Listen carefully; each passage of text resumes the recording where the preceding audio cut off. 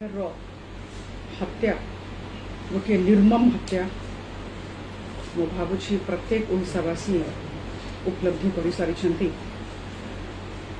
सबुठ दुखर कथा जे ए प्रकार हत्या केबे भी राजनैतिक प्रोत्साहन न हेले हे परिबो नाही। कहा जाउची जे गोविंदा को जहां को अरेस्ट करा जाइछि तांकर घनिष्ठ संबंध थिला स्थानीय मंत्री को संगरे आउ तांकर इंस्टीट्यूशन को तांकर स्कूल को अन्य मंत्री माने भी जाइथिले। कथा होछि जोड़ा कहा जाउछि जे बारंबार जने मंत्री सेठिकार मंत्री स्थानीय मंत्री से स्कूल को जाउथिले और यांको संगरे तांकर घनिष्ठ संबंध थिला। मो भाबुछि एटा सर्वविदित अछि।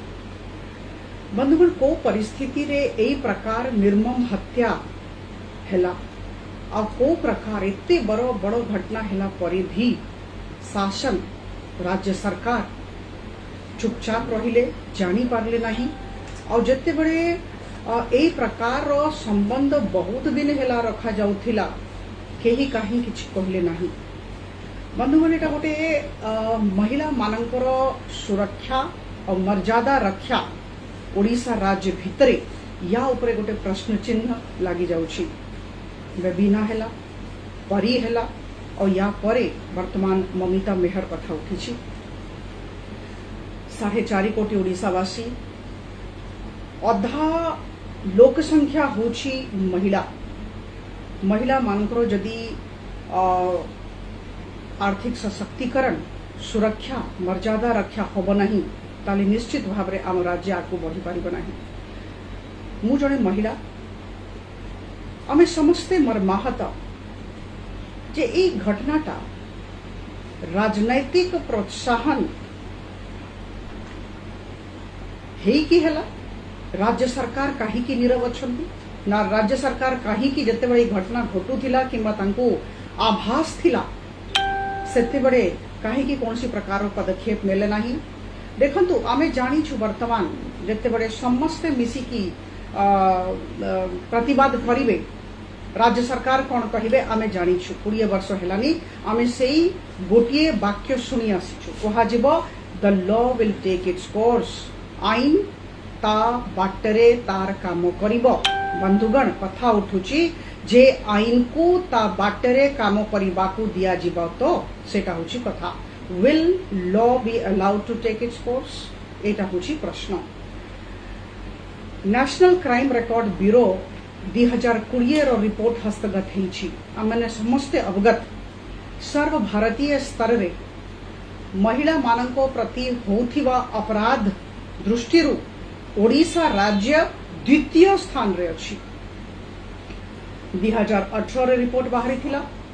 2018 एनसीआरबी रिपोर्ट संग्रह जदि एनसीआरबी रिपोर्ट 2020 रो तुलना करिवे 26% एई अपराध दर बढ़ी जाइछि। बंधुगण एई जे अपराध महिला माननको प्रति ओडिशा राज्य रे होथिबा अपराध दर हमरो जे पड़ोसी राज्य छत्तीसगढ़ हो झारखंड हो तेलंगाना हो बिहार हो ए सबु राज्य ठारू आमे ऊर्ध्वरे काहे कि 20 वर्ष जेते बड़े गोटिए राजनैतिक दलर शासन ताहले अवस्था काहे कि अछि। राज्य सरकार करूछि कोन अब केबे भी कौन सी दृष्टि प्रशासन को आमे दायी करिवा नहीं। आमे शासन को दायी करिवा आमे राज्य सरकार को दायी करिवा। और सबुठु दुखर कथा आश्चर्यर कथा जे सिटिंग मिनिस्टर जने सिटिंग मिनिस्टर एथरे इन्वॉल्व अछंती लागुची। आउ गोटिए कथा निश्चित भाव रे कहबी जे आईन को ता बाटरे काम करिबा को दिया जिवो नाही जोटा मु कहली और जोटा आपन को कहा जिवो एटा मु पुनरावृत्ति करिबी कहा जिवो law will take its course किंतु एटा हबो नाही। सेति पई मु भाबुची समस्ते आम माने मु भाबुची मो संगरे ओडिशावासी भी कहिबे प्रतिध्वनि करिवे जोटा कहा जाउची जे यारो सीबीआई तदंत हो। जदि हमरो राज्य शासन तरफ यार तदंत हबो ताले निश्चित भाव रे मेमिता मेहर को न्याय मिलिबो नाही आ इटा मु भाबुची एटा बहुत बड़ अपराध हबो आ मु भाबुची हम समस्ते बहुत दुखित एई मनोवृत्ति को नहीं कि आ जो प्रकार महिला मान को ट्रीटमेंट मिलुची एटा नहीं कि आम समस्ते मर्मा मु महाप्रभु जगन्नाथ को डाकुची समस्त 2,25,00,000 महिला मान तरफ महाप्रभु जगन्नाथ पाखरे प्रार्थना जे ममिता मेहर को न्याय मिलू। मैडम गोटे कथा जे शासक दल कहवा कथा पूर्व सीबीआई टिकरी शिक्षार्थी माने हत्या मामला को लेथिला किंतु फलस्वरूप वर्तमान जयराम पांगी दंशन ठोस प्रमाण देखो तो केतेटा विषय होची जहार राजनीतिकरण न करा जाऊ। किछि दिन तले ड्रेनेज रो अवस्था जते बळे संघातिक हेथिला सेते बळे जते बळे कथा रखा हिथिला सेते बळे भी सरकार तांकर वक्तव्य रखिथिले निजको जस्टिफाई करबा पई चेष्टित हेले। मो कहवार अछि केतेटा मुद्दा होची केतेटा विषय होची जिते बड़े लोक बुड़ी जाउछंती वर्षा पानी रे ड्रेनेज सिस्टम नहीं सेते बड़े जदि आमे कथार राजनीतिकरण करबा बहुत दुख लागुचे खराब लागुचे बहुत खराब लागुचे। और वर्तमान आज यही सिचुएशन यही परिस्थिति आप चिंता करूँ तो कौन हेछि निर्मम हत्या हेछि एटा हत्या नुहे एटा निर्मम हत्या। जने टीचर से हेई पारे तांकर ड्यूटी करूथिले तांकर कर्तव्य संपादन करूथिले और जे करिसंती गोविंदा तांको संग्रे स्थानीय मंत्री और अन्य मानकर घनिष्ठ संबंध थिला। दायी किए दायी शासन दायी राज्य सरकार वर्तमान ए विषय रो मु प्रार्थना करिबी ए विषय रो राजनीतिकरण न करा जाय। हम आपन लागुजी गृह राष्ट्र मंत्री निज पदवी रे रहले तदंत बाटबणा हेता देखंतु मु कहली एटा सेंट्रल ब्यूरो ऑफ इन्वेस्टिगेशन को हस्तांतर करा जाऊ निरपेक्ष तदंत हो और जे दोषी साब्यस्त हेबे निश्चित भावरे तांकु दंड मिलू। कथा उठुची जे एई जे स्थानीय मंत्री ये बारंबार से स्कूल को जाउथिले एटा कोहा जाउची किंतु यार तदंत करा जाऊ और there is absolutely no smoke without fire.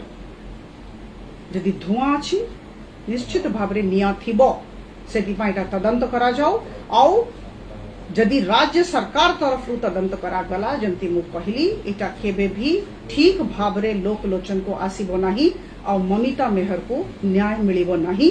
आमे समस्ते आज 4.5 कोटी ओडिशावासी आ ता भितरे हमरो 2,25,00,000 महिला माने आमे समस्ते महाप्रभु जगन्नाथ को डाकुछु जे सीबीआई को एटा हस्तांतर करा जाऊ निरपेक्ष तदंत हो और ममिता को न्याय मिले। मुख्य अभियुक्त को फसाई दि जाइतिला मंत्री कथार एभली अभियोग उठुचे स्थानीय अंचल बापा मंत्री हाथ रोचे बर्तमान स्थित केवल सीबीआई आउ किछि वर्तमान मंत्री पद देखंतु where is the conscience of the state government एटा होछि कथा आमर समस्तंकर अंतरात्मा थाए राज्य सरकारंकर अंतरात्मा कोठी आपण माने समस्ते भावंतु को प्रकार परिस्थिति रे से झियर हत्या करा जाइछि। जदि राज्य सरकारंकर मनरे शासन मनरे सहानुभूति हेथांता जदि सतरे तांकर इच्छा हेथांता जे हमरो 2,25,00,000 महिला माने सुरक्षित रहंतु तांकर मर्यादा रक्षा हो ताहले निश्चित भावरे तत्क्षणात एक्शन हेथांता किंतु एक्शन ए पर्यंत हेनी गोविंदा को अरेस्ट करिबा is just the tip of the iceberg. बहुत किसी कथा अछि जोटा निरपेक्ष तदंत रही बाहरी।